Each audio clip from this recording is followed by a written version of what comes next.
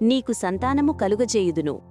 2 సమూయేలు 7వ అధ్యాయము 11వ వచనము. నీ సంతానమును దీవించి నిన్ను ఫలింపజేసెదను. నీలో నుండి జనములు వచ్చును.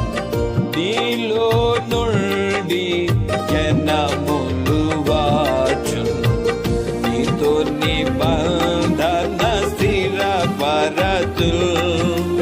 నీతో నిబంధన స్థిరపరతు.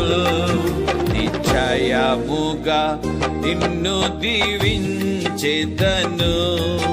నిశ్చయముగా నిన్ను దీవించెదను.